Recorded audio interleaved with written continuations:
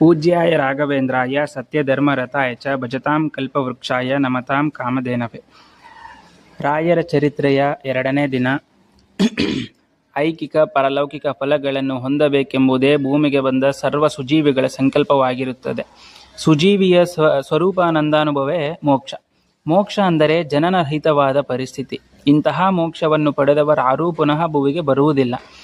ಈ ಶ್ರೀಹರಿಯೊಬ್ಬನೇ ಸರ್ವೋತ್ತಮನಾದ ದೇವದೇವನಾಗಿದ್ದಾನೆ. ಆತನಿಗೆ ಸಮರಿಲ್ಲ. ಅನಂತ ಸದ್ಗುಣ ಪರಿಪೂರ್ಣ ಮತ್ತು ಸಮಸ್ತ ದೋಷಗಳಿಂದ ದೂರನಾಗಿದ್ದಾನೆ.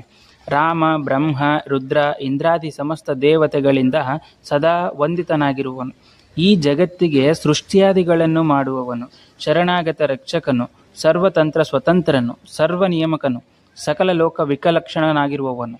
ಇಂತಹ ಶ್ರೀಹರಿಯನ್ನು ಭಾರತೀ ರಮಣರಾದ ಮುಖ್ಯ ಪ್ರಾಣದೇವರ ಅಂತರ್ಗತನಾಗಿ ರಾಮಕೃಷ್ಣಾದಿ ಅವತಾರವುಳ್ಳನಾಗಿರುವ ಶ್ರೀ ಶ್ರೀನಿವಾಸನೆಂದು ತಿಳಿದು ಭಕ್ತನಾದವನು ಅನನ್ಯ ರೀತಿಯಿಂದ ದಾಸನಾಗಿ ಆತನಲ್ಲಿ ಮಾಡುವ ಅತ್ಯಂತ ಪ್ರೀತಿಯೇ ನಿಜವಾದ ಭಕ್ತಿ.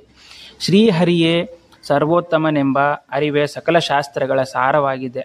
ಶ್ರೀ ಮಧ್ವಾಚಾರ್ಯರಿಂದ 13ನೇ ಶತಾಬ್ದದಲ್ಲಿ ವಿಶೇಷವಾಗಿ ಪ್ರಚಾರಕ್ಕೆ ಬಂದ ದ್ವೈತ ಸಿದ್ಧಾಂತದ ಮೂಲಕವೇ ನಿಜವಾದ ವೈಷ್ಣವ ಭಕ್ತಿಯು ಬೋಧಿಸಲ್ಪಟ್ಟಿತು. ಮುಖ್ಯ ಪ್ರಾಣದೇವರ ಅವತಾರವೇ ಶ್ರೀ ಮಧ್ವಾಚಾರ್ಯರು.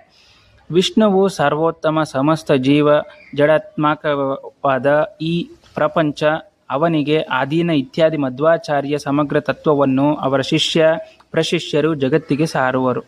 ಈ ವಿಶಿಷ್ಟ ಶಿಷ್ಯ ಸಂಪ್ರದಾಯಕ ಪೀಳಿಗೆ ಸೇರಿದವರೇ ನಮ್ಮ ಕಥಾನಾಯಕರಾದ ಮಹಾಮಹಿಮರಾದ ಶ್ರೀ ರಾಘವೇಂದ್ರ ಸ್ವಾಮಿಗಳು. ನಾನು ದೇವರು ಒಂದೇ ಅಲ್ಲ, ಎಲ್ಲ ಚೇತನರಿಗೂ ದೇವರಿಗೂ ಭೇದವುಂಟು. ಆತ ಈಶ, ನಾನು ಆತನ ದಾಸ ಮಾತ್ರ ಎಂದು ಸಾರುವ ತತ್ವವೇ ದ್ವೈತ ಸಿದ್ಧಾಂತವಾಗಿತ್ತು. ಶ್ರೀಹರಿಗೆ ಅತ್ಯಂತ ಸಮ್ಮತವಾದ ಈ ತತ್ವವನ್ನು ಭೂಮಿಯಲ್ಲಿ ಶ್ರೀ ವಾಯುದೇವರು ಅವತರಿಸಿ ಈ ಸಮಗ್ರ ಸಂದೇಶವನ್ನು ಸಮಸ್ತ ಜೀವಕೋಟಿಯ ಹೃದಯ ಗುಹೆಯಲ್ಲಿ ನೆಲೆನಿಲ್ಲಿಸಿ ಮುಕ್ತಿ ಯೋಗ್ಯ ಚೇತನರ ಉದ್ಧಾರಕ್ಕಾಗಿ ಅವತರಿಸಿದ ದೇವತಾಪ ಪುರುಷರೇ ಶ್ರೀ ರಾಘವೇಂದ್ರ ತೀರ್ಥರು. ಇಂದಿಗೂ ಬೃಂದಾವನದಲ್ಲಿ ಸಶರೀರವಾಗಿ ಕುಳಿತು ಜಾತಿ, ಮತ, ಬಡವ, ಬಲ್ಲಿದರ ಎಂಬ ಭೇದವಿಲ್ಲದೆ ಸಮಸ್ತ ಚೇತನರ ಕಲ್ಯಾಣಕ್ಕಾಗಿ ಟೊಂಕ ಕಟ್ಟಿ ನಿಂತಿರುವ ಮಹಾನ್ ಚೇತನರಾದ ಇವರು ನಮ್ಮಂತಹ ಪಾಮರರಿಗೆ ಕಾಣದಿದ್ದರೂ ಕೂಡ ಆಗಿನ ಬ್ರಿಟಿಷ್ ಸಾಮ್ರಾಜ್ಯದಲ್ಲಿ ಕಲೆಕ್ಟರ್ಗೆ ಅಧಿಕಾರದಲ್ಲಿದ್ದ ಸರ್ ಥಾಮಸ್ ಮನ್ರೋನಂತಹ ಪುಣ್ಯ ಪುರುಷರಿಗೆ ದರ್ಶನ ಕೊಟ್ಟು ತಾವು ಇಂದಿಗೂ ಬೃಂದಾವನದಲ್ಲಿ ವಿರಾಜಿಸುತ್ತಿದ್ದಾರೆ.